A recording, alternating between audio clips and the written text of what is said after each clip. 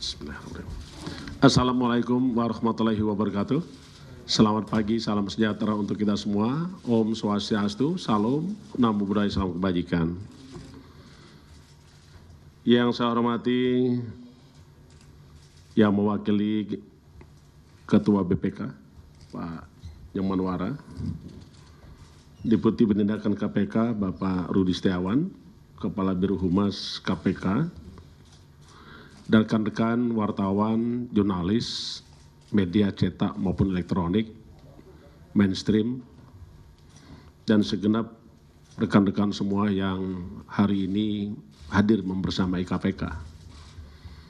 Pertama-tama tentu kita sampaikan ucapan puji syukur kepada Allah SWT, Tuhan Yang Maha Esa, atas rahmat, hidayah, dan karunia-Nya kita diberikan kesehatan, keselamatan, di dalam wujud pengabdian kita kepada masyarakat bangsa negara. Saya tidak pernah henti-hentinya menyampaikan ucapan apresiasi dan penghargaan kepada semua pihak dan segenap anak bangsa dimanapun berada atas peran andil besar membersamai KPK dalam upaya pemberantasan tindak pidana korupsi sampai pada suatu saat bahwa Indonesia betul-betul bebas dari korupsi.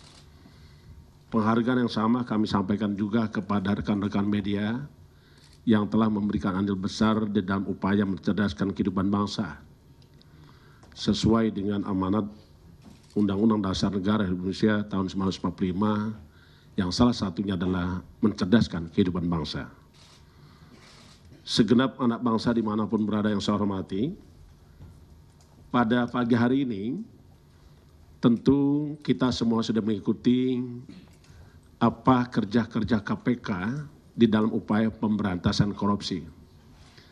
Dari sepanjang jalan kerja KPK, tepatnya kemarin hari Minggu, KPK telah melakukan upaya tindakan tangan terhadap para pihak yang melakukan tindak pidana korupsi di salah satu kabupaten provinsi di Papua Barat. Kondisi ini tentu kita semua terpanggil dengan penuh rasa keprihatinan. Kenapa saya sampaikan keprihatinan? Karena dari catatan KPK sejak tahun 2008 sampai dengan tahun 2023 telah dilakukan upaya tangkap tangan dan pemberantasan korupsi kepada kepala daerah yang ada di daerah Papua. Setidaknya ada 9 orang. 5 orang tersangka dilakukan penangkapan tahun 2008 sampai dengan tahun 2014. Selanjutnya tahun 2020 sampai tahun 2023 sebanyak 4 orang yang telah dilakukan tindakan hukum oleh KPK terhadap kepala daerah yang melakukan tindak pidana korupsi. Ya, mudah-mudahan hari ini pejabat Bupati Serang adalah merupakan yang terakhir, karena ini adalah upaya kita untuk melakukan pembersihan negeri ini dari praktek-praktek korupsi. Ya, pejabat Bupati Sorong, ya, atas nama YPM. Rekan-rekan sekalian yang saya hormati, selanjutnya perkenankan saya untuk menyampaikan materi yang kita sampaikan pada pagi hari ini terkait dengan pengumuman dan menyampaikan uraian singkat terkait dengan tindak pidana korupsi berupa penerimaan hadiah atau janji berupa suap dalam rangka mengatur temuan pemeriksaan BPK di Kabupaten Sorong, Provinsi Papua Barat Daya. Selengkapnya sebagai berikut. Kami menyampaikan hasil-hasil kerja KPK terkait dengan kegiatan tangkap tangan dugaan tindak pidana korupsi berupa suap untuk mengkondisikan temuan pemeriksaan BPK di Kabupaten Sorong, Provinsi Papua Barat Daya. Dalam kegiatan tangkap tangan tersebut, KPK telah melakukan pengamanan terhadap 10 orang pada hari Minggu, tanggal 12 November 2003, yang dilakukan di 2 wilayah berbeda. Pertama, Kabupaten Sorong, dan kedua adalah wilayah Jakarta. Sebanyak 10 orang tersebut adalah sebagai berikut. Pertama, ES, Kepala BPKAD Kabupaten Sorong. Yang kedua adalah MS, Staf BPKAD Kabupaten Sorong. Yang ketiga adalah YPM, pejabat Bupati Kabupaten Sorong. Keempat, AH, Kasub AUD BPK Provinsi Papua Barat. Kelima, DP, ASN BPK, Ketua Tim Pemeriksa. Yang keenam, DFD, ASN BPK, Anggota Tim Pemeriksa. Yang ketujuh, PLS, Kepala Perwakilan BPK Provinsi Papua Barat. Kedelapan, DM, Staf BPK Perwakilan Provinsi Papua Barat. Kesembilan, EP, Security BPK Perwakilan Provinsi Papua Barat. 10, FJ, Tenaga Ahli BPK. Adapun kronologis tangkap tangan sebagai berikut. Sebagai wujud respon atas adanya informasi dari masyarakat mengenai adanya dugaan penyerahan sejumlah uang pada penyelenggara negara atau yang mewakilinya terkait pengkondisian temuan hasil pemeriksaan BPK di Kabupaten Sorong, Provinsi Papua Barat Daya. Pada hari Minggu, 12 November 2003 yang lalu, tim KPK memperoleh informasi akurat terkait dengan penyerahan sejumlah uang dalam bentuk tunai dari YPM kepada AH, DP, dan DFD sebagai perwakilan PLS bertempat di salah satu hotel di kota Sorong. Tim KPK melakukan pembentukan 2 tim. Yang bertugas pertama adalah mengamankan YPM, ES, MS, AH, DP di Sorong. Sedangkan untuk PLS diamankan di Jakarta. Dari kegiatan tangkap tangan, tim KPK telah melakukan pengamanan berupa uang tunai sejumlah sekitar 1,8 miliar dan 1 buah jam tangan merek Rolex yang merupakan hasil kejahatan. Selanjutnya para pihak yang diamankan beserta barang bukti dibawa ke gedung Merah Putih KPK untuk dilakukan pemeriksaan lebih lanjut secara intensif.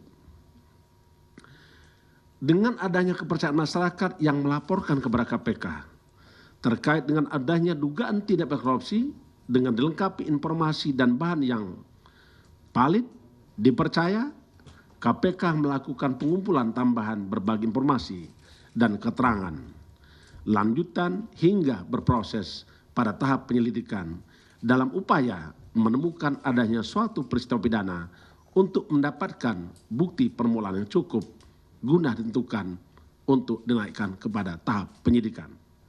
Selanjutnya KPK meningkatkan status perkara tersebut ke tahap penyidikan dengan menetapkan dan mengumumkan para tersangka sebagai berikut.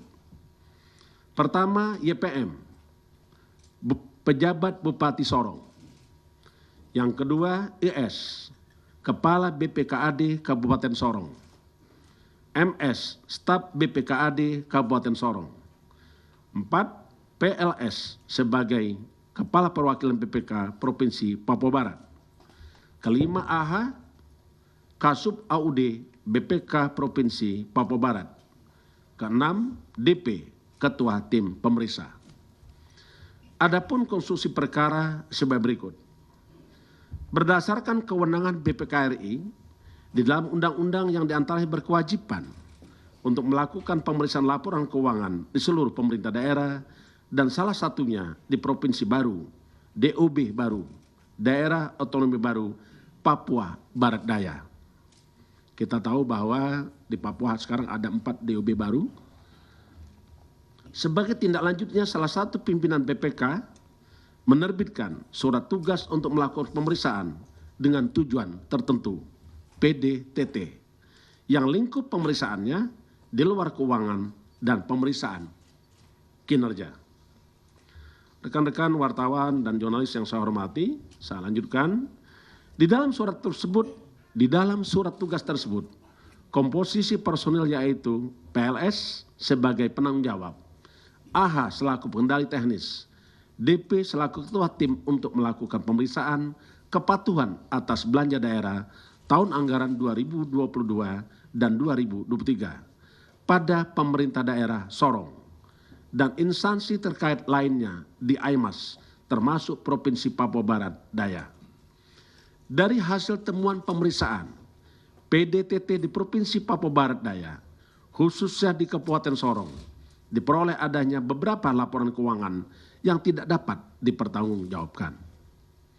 Atas temuan dimaksud, pada bulan Agustus 2023, kita mulai terjalin rangkaian komunikasi antara ES dan MS sebagai representasi dari YPM dengan AH dan DP yang juga merupakan representasi dari PLS.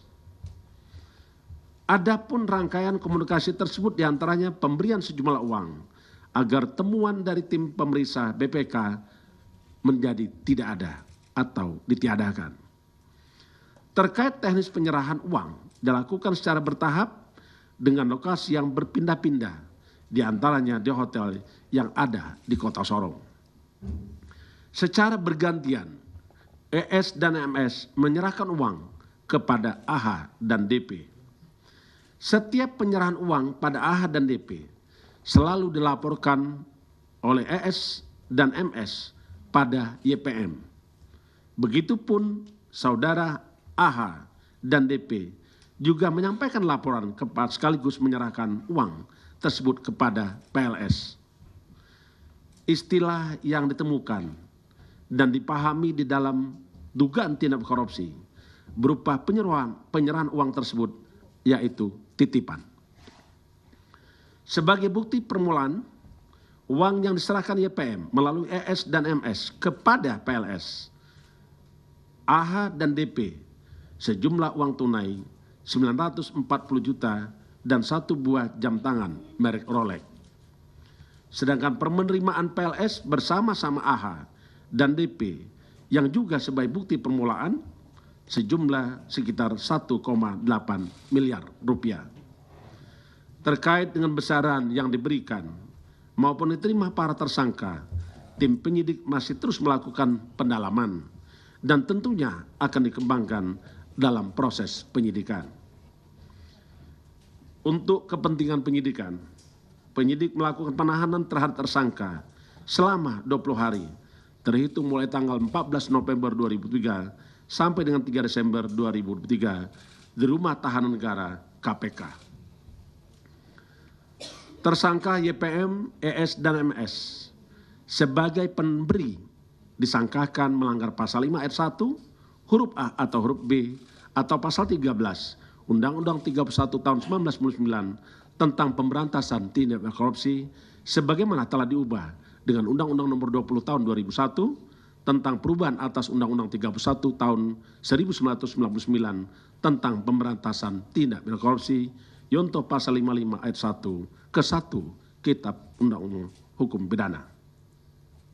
Sedangkan terhadap saudara PLS, AH dan DP sebagai pihak penerima disangkakan melanggar pasal 12 huruf A atau B kecil atau pasal 11 Undang-Undang nomor 31 tahun 99 tentang pemberantasan tindak pidana korupsi sebagaimana telah diubah dengan Undang-Undang nomor 20 tahun 2001 tentang perubahan atas Undang-Undang 31 tahun 99 tentang pemberantasan tindak pidana korupsi yonto pasal 55 ayat 1 ke 1 KUHP.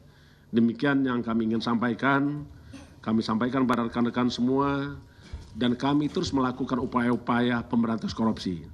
Tidak hanya dengan melalui penindakan, KPK juga telah melakukan upaya-upaya pencegahan, di antaranya melalui pendekatan pendidikan politik cerdas dan berintegritas.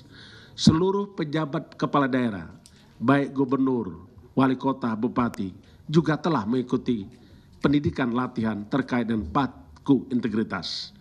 KPK juga terus menanamkan nilai-nilai untuk budaya anti korupsi kepada seluruh calon legislatif termasuk juga para partai politik dan pengurus partai politik termasuk juga kader partai politik. Hari ini kita akan mendekati masa pelaksanaan demokrasi kita yaitu pemilihan legislatif dan presiden. Tentulah KPK masih terus berupaya untuk membersihkan Indonesia dari politik praktis terkait dengan korupsi di bidang politik. Saya kira demikian yang kami ingin sampaikan. Selanjutnya saya kembalikan kepada Kepala Biro Humas. Terima kasih. Saya akhiri. Wassalamualaikum warahmatullahi wabarakatuh. Om Santi Santi Om. Baik, terima kasih Pak Ketua, Bapak